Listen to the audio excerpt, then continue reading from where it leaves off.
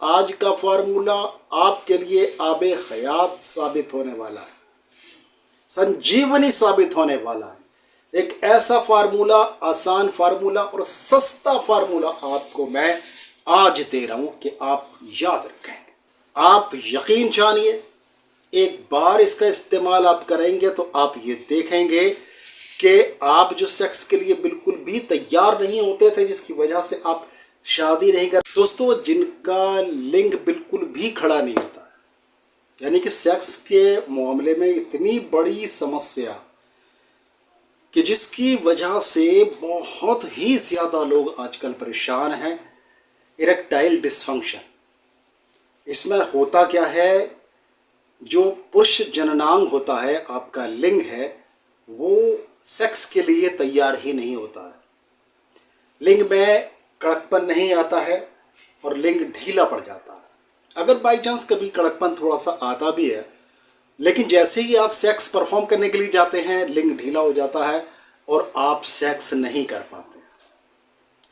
तो दोस्तों ये एक बहुत बड़ी समस्या है। इस समस्या की वजह से बहुत जाने कितने लोग शादी नहीं कर पाते, और शादी कर भी लेते हैं तो इस समस्या की वजह से जाने कितने लोगों की शादियां टूट जाती हैं, रिश्ते टूट जाते हैं।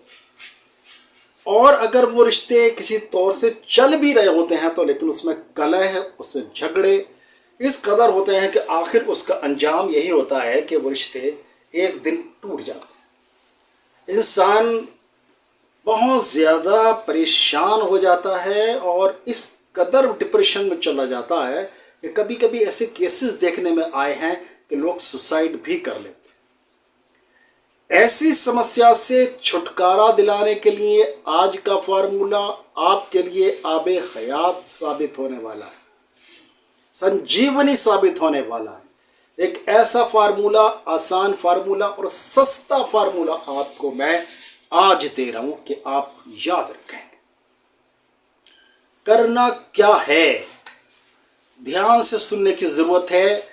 इस नुस्खे को तैयार करना थोड़ा सा मुश्किल है बस, लेकिन आप यकीन जानिए, एक बार इसका इस्तेमाल आप करेंगे तो आप ये देखेंगे कि आप जो सेक्स के लिए बिल्कुल भी तैयार नहीं होते थे, जिसकी वजह से आप शादी नहीं कर पा रहे थे, जिसकी वजह से आपके घर में आपके संबंध खराब हो रहे थे, अपने पार्टनर को आप सेटिस्फाइड नहीं कर पा रहे थे, खुद डिप्रेशन के शिकार होते चले जा रहे थे। और इस एक ही खुराक से आपको वो चीज़ मिलने वाली है कि आप कहेंगे कि हाँ वाकई आयुर्वेद एक चमत्कार, आयुर्वेद एक चमत्कार है। आपको नजर आएगा, आपने जो एलोपैथी में अगर कुछ टैबलेट्स, इंजेक्शंस वगैरह इस काम के लिए इस्तेमाल किए हों तो आप ये देखेंगे कि वो सारे के सारे इसके सामने बेकार। जी हाँ, अब नुस्खा मैं देर नहीं करता, ये नुस्खा मैं फटाफट से आपको दे देता हूँ। और हकीकत माने तो ये मैं नुस्खा आपको देने वाला नहीं था, सच, क्योंकि इस तरह की बहुमूल्य चीज़ें लोग देना नहीं चाहते। और कभी कभी तो कंजूसी सबके अंदर आ जाती है, तो मेरे अंदर भी कंजूसी आई हुई थी। मैं भी नहीं चाहता था कि ऐसे नुस्खों को दिया जाए, लेकिन फिर भाई देखिए बात ईमानदारी की है, तो फिर नुस्खा तो आपको देना पड़ेगा। तो नुस्खा आप नोट कर लीजिए और आप यकीन जानिए, आप देखेंगे कि क्या नुस्खा है। आप कहेंगे वाकई आप हकीम, वैद्य, डॉक्टर वगैरह हैं, तो नुस्खे को तैयार करके आप इसको चला कर देखिए। यकीन जानिए आपके पेशेंट आपके दीवाने हो जाए। जी हाँ, नुस्खा नोट कर लें। बहुत ज़्यादा चीज़ें इस नुस्खे के अंदर नहीं है। तो कौन सी चीज़ें हैं इस नुस्खे के अंदर? देखिए, आपको 2 चीज़ें लेनी है, सिर्फ 2 चीज़। और वो कौन सी है? सबसे पहले लेना है आपको असगंध नागौरी, जिसको अश्वगंधा भी कहा जाता है। नागौरी का मतलब यह है कि जो नागौर से आया हुआ हो। नागौर का असगंध सबसे अच्छा माना जाता है, इसीलिए असगंध नागौरी कहा जाता है। तो इसलिए अश्वगंधा जो नागौर का हो वो आप लीजिए। उसको लेने का तरीका भी मैं आपको बताता हूँ। जब पंसारी से लें तो देखें कि उसकी जो जड़ें होती हैं वो पुरानी ना हो।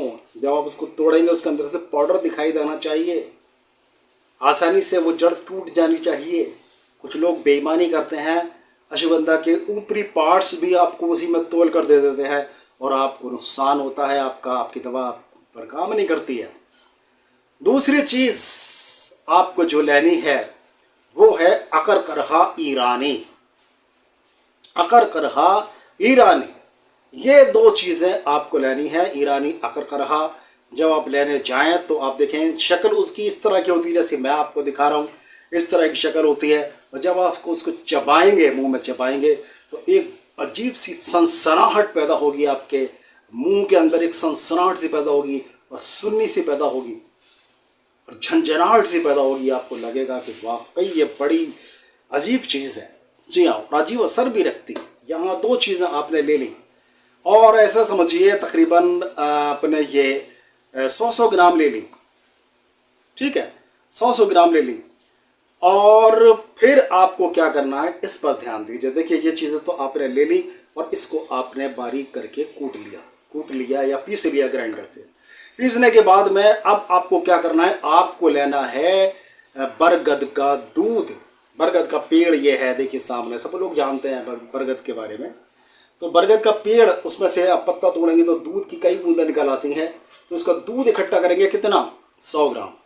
100 ग्राम ये दूध इकट्ठा करेंगे आप, और फिर आप इसको एक खरल में डालेंगे। इस पाउडर को थोड़ा थोड़ा दूध डालते जाएंगे और इसको खरल करते जाएंगे।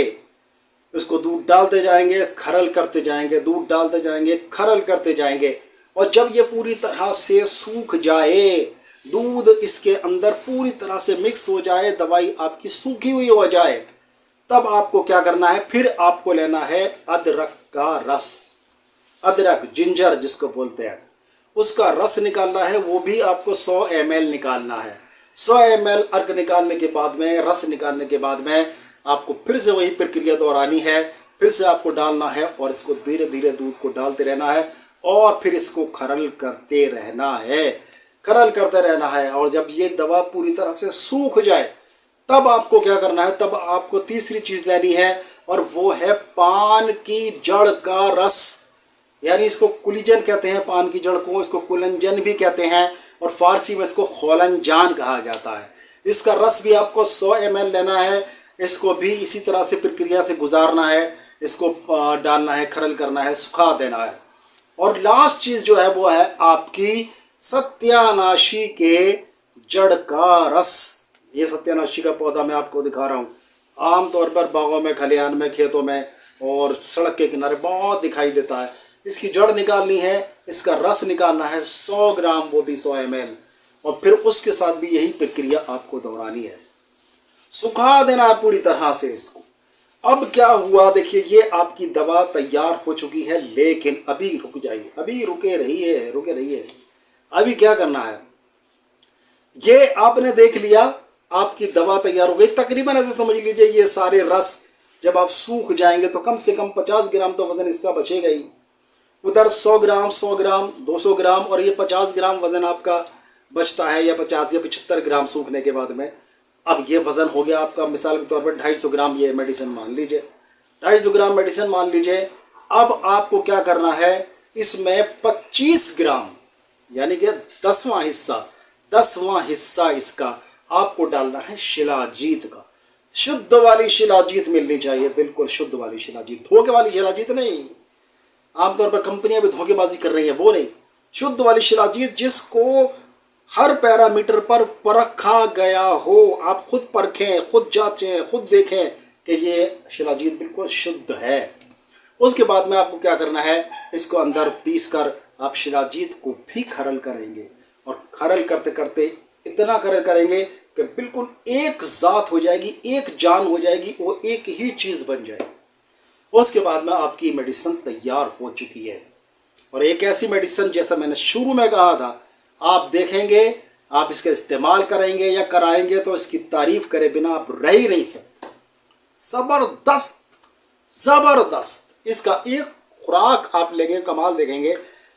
इसको आप अगर ये चाहें कि हम इसको काम पे जाने से पहले काम पे जाने से पहले आप इसको लेना चाहते हो कि हाथों हाथ ही आपको असर दिखाए, आप इसको चाहें तो आधा घंटे पहले ले लें, 1 घंटा पहले ले लें, तो पूरा का पूरा असर आप पर रहेगा इसका। जी हाँ, और इसको आप आधा घंटा पहले ले लेंगे तब भी आपको वही असर दिखाएगा। ज़बरदस्त, आप में कोई कमी आपको कभी महसूस नहीं होने वाली है। और देखिए, ये मटेरियल आप तैयार करिए और फिर इस्तेमाल करिए और फिर देखिए कमाल, आपको किसी दूसरी मेडिसिन की ज़रूरत पड़ेगी ही नहीं और आपकी ज़िंदगी इतनी सुखी और इतनी उमंग भरी हो जाएगी कि आप मुझे दुआएं दें। जी, तो देखिए, अगर आप ज़रूर बनाइए इस दवाई को, आसान है, कोई मुश्किल नहीं है। और अगर आपसे ना बन पाए तब आपसे हमसे मंगा सकते हैं। तो नंबर आपको दिया गया है, इस नंबर पर आप कॉल करके हमसे भी मंगा सकते हैं, खुद बनाएं और भी बढ़िया है। ना बनाना चाहें या ना बना पाएँ तो हम आपको मुहैया करा देंगे और फिर उसका आप रिज़ल्ट देखिएगा, लाजवाब लाजवाब। तो दोस्तों, अपने भाई को दुआओं में ज़रूर याद रखिएगा। आप इजाज़त दीजिए डॉक्टर अतहर शेरवानी को, फिर मिलेंगे इंशाल्लाह किसी बहुत ही अच्छी सी दवाई को लेकर, किसी बीमारी का बहुत ही अच्छा सा इलाज लेकर। तब तक के लिए बहुत बहुत शुक्रिया। अस्सलाम वालेकुम।